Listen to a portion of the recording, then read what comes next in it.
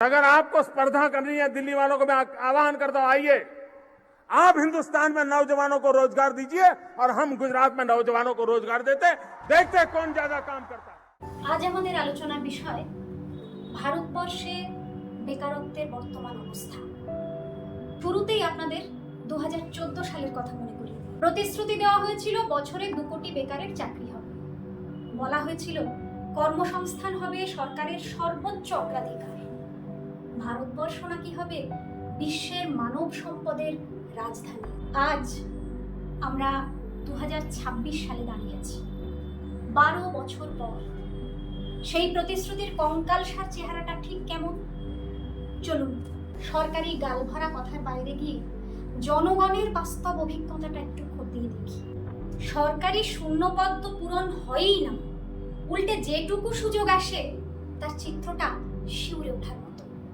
2015 সালে উত্তরপ্রদেশের রাজ্য সচিবালয়ে মাত্র 368টি পিয়ন পদের জন্য আবেদন জমা পড়েছিল প্রায় 23 লক্ষ।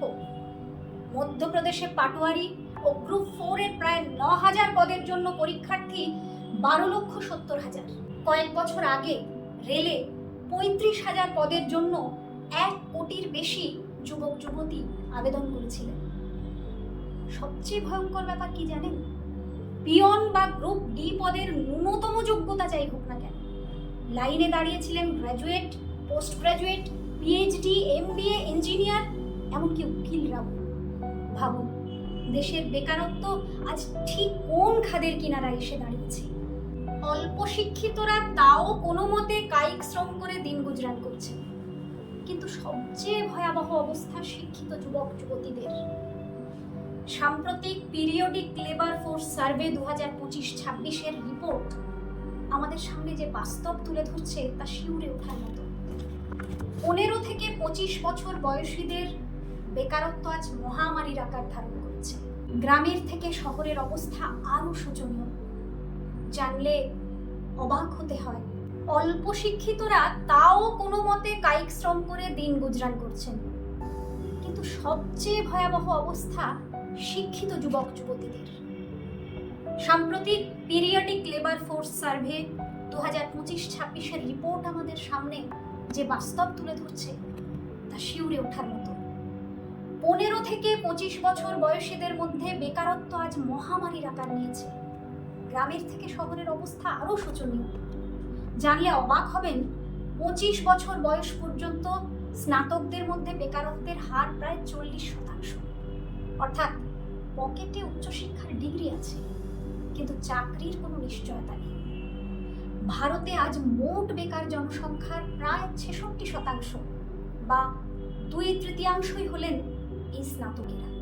হিসেবটা একটু সহজ করে দিই। ধরুন দেশে 100 জন স্নাতক আছেন, এর মধ্যে মাত্র 50 জন কোনো না কোনো কাজ পান। 15 জন কাজের খোঁজ করে করে ক্লান্ত হয়ে যান, কিন্তু কাজ পান না। আর বাকি 35 জন তারা পড়াশুনো, কাজ বা প্রশিক্ষণ সব কিছুর বাইরে ছিটকে গিয়ে চরম হতাশায় দিন কাটাচ্ছেন, পুরোপুরি সিস্টেম থেকে গায়েব। যে 50 জন কাজ পান তাদের অবস্থাও করুন। মাত্র 26 জন নিয়মিত বেতনভুক্ত চাকরি করেন, আর মাত্র 4 জন, হ্যাঁ ঠিকই শুনছেন, মাত্র 4 জন এমন কাজ করেন যেখানে লিখিত চুক্তি, সবেতন ছুটি এবং সামাজিক নিরাপত্তা রয়েছে। বাকিদের ঠেলে দেওয়া হচ্ছে গিগ ওয়ার্ক, দিনমজুরি বা অবৈতনিক পারিবারিক শ্রমের দিকে। 10 থেকে 14 ঘন্টা অমানুষিক খাটুনি, নামমাত্র মজুরি। আইটি সেক্টর থেকে কলকারখানা, কোথাও আজ শ্রমিকের নিরাপত্তাটুকু নেই।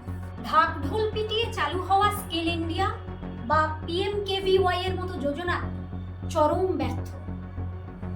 2015 সাল থেকে আজ পর্যন্ত 1,65,00,000 মানুষকে ট্রেনিং দেওয়া হয়েছে। কাজ পেয়েছেন মাত্র 43%। স্থায়ী চাকরি আর জাদুঘরের সামগ্রী। আর যেটুকু নিয়োগ হচ্ছে সেখানে চূড়ান্ত দুর্নীতি। 2018 সালের রেলে লোকো পাইলট থেকে শুরু করে সাম্প্রতিক পেপার লিক, হরিয়ানা থেকে কেরালা, গুজরাট থেকে আসাম, সর্বত্র টাকার বিনিময় বাধ্য হয়ে রুটি রুজির তাগিদে যুব সমাজ আজ রাস্তায় হকারি করছে, টোটো বা বাইক ট্যাক্সি চালাচ্ছে, ভিন রাজ্যে গিয়ে পরিযায়ী শ্রমিকের অমানবিক জীবন বেছে নিচ্ছে। সেখানে কখনো আঞ্চলিক বিদ্বেষের শিকার, কখনো বা দুর্ঘটনায় মৃত্যু। জীবনের কোনো দাম নেই। দিশাহীন ভবিষ্যৎ এবং তীব্র হতাশার চাপে আজ ছাত্র যুবকদের মধ্যে আত্মহত্যার হার মারাত্মকভাবে বেড়ে চলেছে। এ কোনো বিচ্ছিন্ন ঘটনা নয়, এ রাষ্ট্রযন্ত্রের চরম ব্যর্থতা, এ এক নীরব গণহত্যা। তবে হতাশা বা আত্মহনন কখনো কোনো পথ হতে পারে না। ভোটের মিথ্যে প্রতিশ্রুতিতে আর ভোলা চলবে না। পেপার লিকের প্রতিবাদে দেশ জুড়ে যে ঐতিহাসিক ছাত্র যুব আন্দোলন আমরা দেখেছি, সেটাই আমাদের পথ। দুর্নীতিমুক্ত সরকারি চাকরি এবং সমস্ত শূন্য পদে নিয়োগের দাবিতে আজ প্রয়োজন তীব্র প্রতিবাদ, লড়াইয়ের। এই লড়াইয়ের হাতিয়ার হিসেবে দল মত নির্বিশেষে সমস্ত বেকার যুবক যুবতীকে এক হয়ে গড়ে তুলতে হবে বৃহত্তর আন্দোলনের মঞ্চ। কেউ থালায় সাজিয়ে দেবে, লড়াই করেছেন, আওয়াজ তুলুন, ভিডিওটি শেয়ার করুন এবং ছড়িয়ে দিন দেশের প্রতিটি বেকার যুবকের কাছে।